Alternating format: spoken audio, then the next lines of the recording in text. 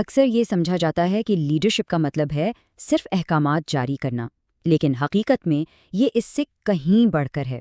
اصل لیڈرشپ تو مثال قائم کرنے کا نام ہے۔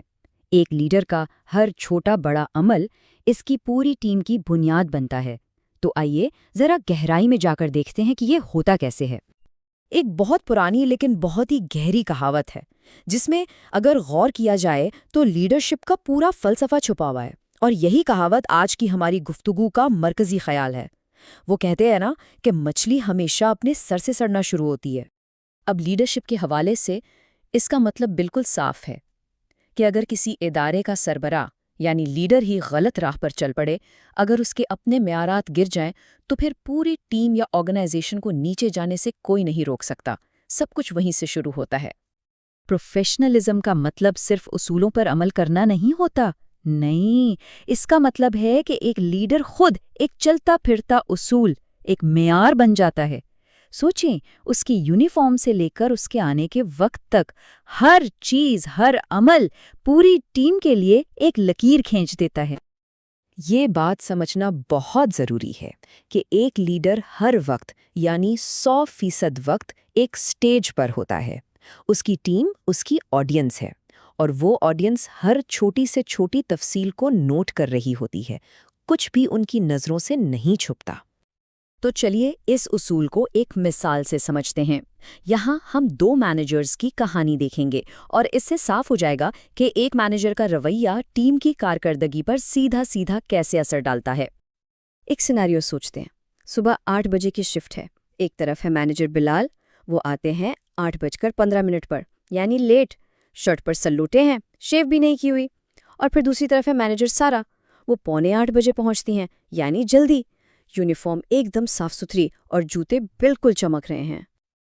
بلال آتے ہی ٹریفک کو برا بھلا کہتے ہیں اور ٹیم کو فوراً کام شروع کرنے کا حکم دیتے ہیں، جبکہ سارا وہ آتے ہی سب کو مسکرا کر سلام کرتی ہیں اور انہیں دیکھ کر لگتا ہے کہ وہ دن کے لیے پوری طرح تیار ہے۔ اب نتیجہ وہ تو بالکل سامنے ہے۔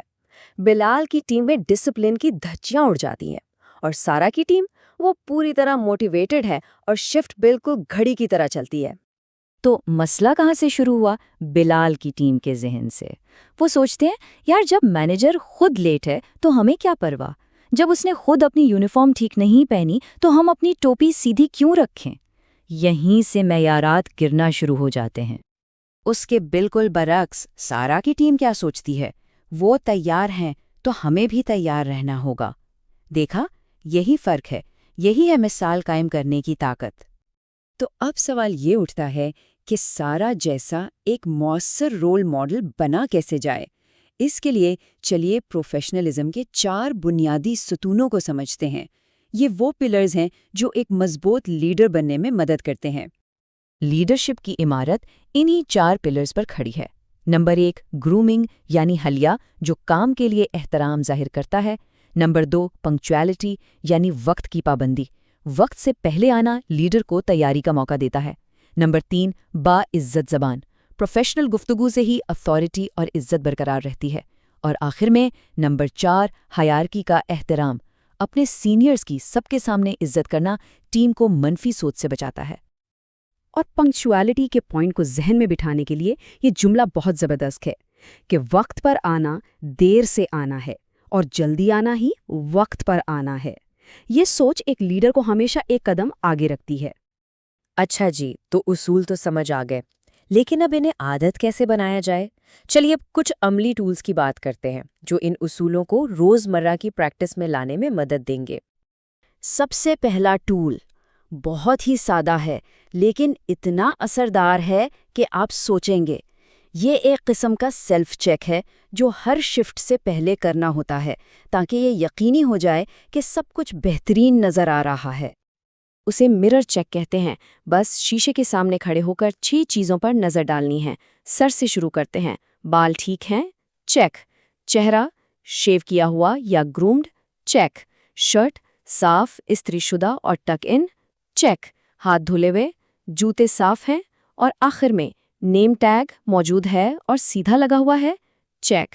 یہ وہ چھوٹی چھوٹی چیزیں ہیں جو مل کر ایک بڑا تاثر بناتی ہیں۔ چلیے اب آتے ہیں دوسرے ٹول پر۔ یہ ہے پروفیشنل گفتگو کے لیے ایک لینگویج فلٹر، مطلب ایک ایسی مشق جو کام کی جگہ پر ہماری بول چال کو بہتر بناتی ہے۔ ذرا اس ٹیبل پر غور کریں۔ ایک جملہ ہے، یہ کسٹمر بہت پریشان کر رہا ہے۔ پروفیشنل طریقہ کیا ہے؟ اس کسٹمر کو خوش کرنا تھوڑا چیلنجنگ ہے۔ دیکھیں، فرق صاف ہے۔ یہ صرف الفاظ بدلنا نہیں ہے، بلکہ یہ سوچ کو بدلنا ہے، منفی سے حل کی طرف۔ یہاں ٹیبل میں کچھ جگہیں خالی ہیں، یہ جان بوجھ کر چھوڑی گئی ہیں۔ یہ ایک چھوٹا سا چیلنج ہے۔ سوچنے کی بات ہے کہ مجھے نہیں معلوم یا یہ مشین بیکار ہے جیسے جملوں کی جگہ ایک سچا پروفیشنل کیا الفاظ استعمال کرے گا۔ تو پوری بحث کا نچوڑ کیا ہے؟ یہی کہ عظیم لیڈرشپ کوئی اتفاق نہیں ہوتی، یہ ایک سوچا سمجھا فیصلہ ہوتا ہے، ایک انتخاب جسے ہر روز ہر دن دہرانا پڑتا ہے۔ یہ چھوٹی چھوٹی عادتیں ہی مل کر ایک عظیم مثال قائم کرتی ہیں۔ تو اس ساری گفتگو کے بعد ایک آخری سوال جو ہر کسی کو اپنے آپ سے پوچھنا چاہیے کہ کل کون سی مثال قائم کی جا رہی ہوگی؟